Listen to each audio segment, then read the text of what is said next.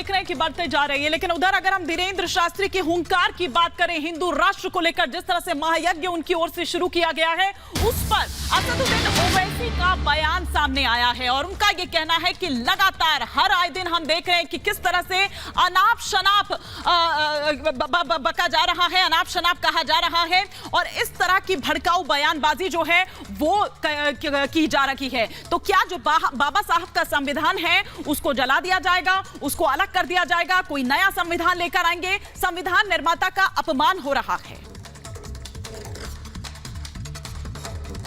जहां देखो गांव-गांव रैलियां निकलने लगी, जहां देखो युवान बच्चे युवान बहनें हिंदू राष्ट्र की मांग करने लगे,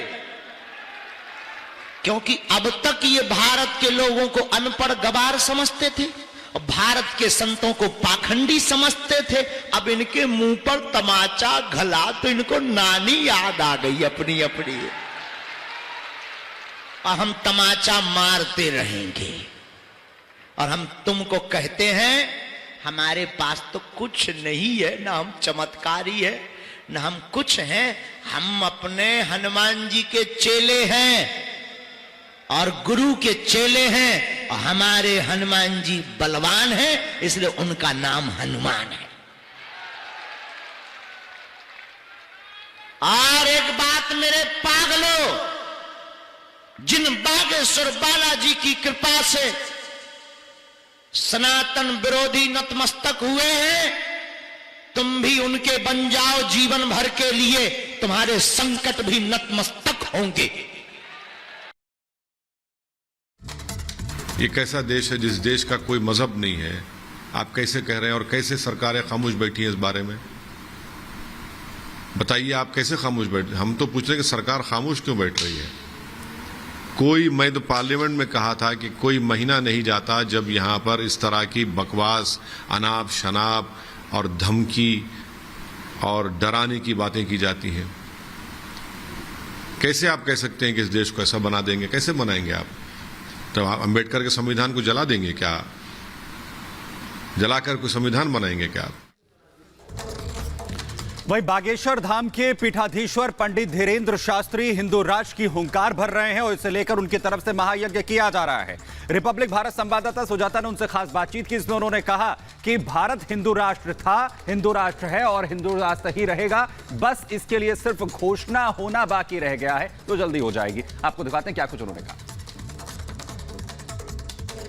खास मेहमान मौजूद हैं, हमारे साथ हैं बागेश्वर धाम के पीठाधीश्वर पंडित धीरेन्द्र कृष्ण शास्त्री। शास्त्री जी बहुत बहुत स्वागत है आपका। बहन की जय हो, खुश रहो जी। शास्त्री जी, आपने संकल्प लिया है हिंदू राष्ट्र का, यहाँ एक महायज्ञ भी हो रहा है। सबसे पहले मैं आपसे ये समझना चाहती हूँ कि आपको हिंदू बहुल इस देश में ये ज़रूरत क्यों महसूस हुई कि हिंदू राष्ट्र की घोषणा होनी चाहिए? जरूरत बिल्कुल भी नहीं, भारत तो हिंदू राष्ट्र था, है, घोषणा की आवश्यकता है। हमने सिर्फ यह बात अपने इष्ट से, ईश्वर से प्रार्थना की है और भारतीय सनातनीय वैदिक परंपरा, सनातन धर्म को मानने वाले लोगों को आवाहन किया है।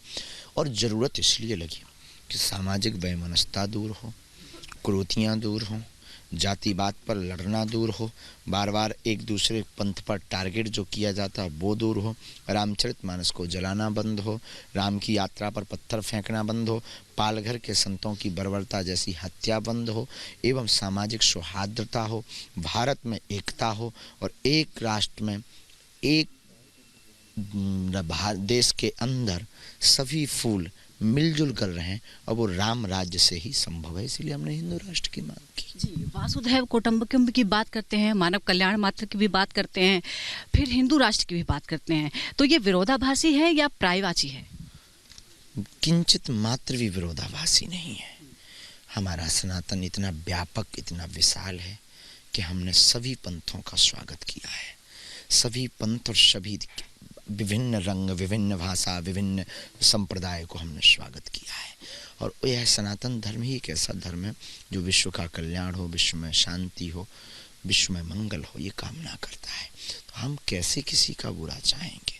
हमें किसी भी मुसलमान भाइयों से, ईसाई भाइयों से कोई दिक्कत नहीं, बस हम अपने धर्म के कट्टर हैं, इसे कोई रोक नहीं सकता है। रही बात भारत हिंदू राष्ट्र की, था, है, रहेगा, घोषणा बाकी है। जी, भारत का संविधान ये कहता है कि हम एक लोकतांत्रिक देश हैं, एक पंथ निरपेक्ष देश हैं। तो क्या जब आप कहते हैं कि हमें हिंदू राष्ट्र बनाना है, तो क्या इसका मतलब ये निकाला जा सकता है कि आप संविधान का सम्मान नहीं करते? बेझिझक हम संविधान का सम्मान करते हैं, दिल खोल कर करते हैं। बहुमत और जनमत के हिसाब से अनेक बार संविधान में सुधार हुआ है, ये भी सुधार होगा। असदुद्दीन ओवैसी को शायद आप जानते होंगे, AIMIM के वो सांसद हैं। वो कह रहे हैं कि देश तो संविधान से चलेगा, और आप अगर इस तरह की बातें कह रहे हैं तो आपको रोकना चाहिए सरकार को।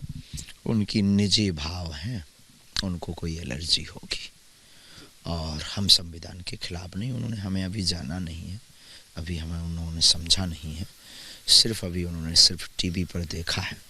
दिखने में छोटे हैं पर उनके लिए बहुत खोटे हैं। मंच से आप चुनौती देते हैं, आपको एक नेता ने चुनौती दी है, नाम है उनका स्वामी प्रसाद मौर्य। वो कहते हैं कि पॉलिटिक्स पर और पॉलिटिशियन पर नो कमेंट्स। अच्छा, चलिए एक बात आप बता दीजिए, क्योंकि आपके यहाँ सभी तमाम राजनेता आते हैं आशीर्वाद लेने, चुनावी साल हैं, आप किसको आशीर्वाद दे रहे हैं?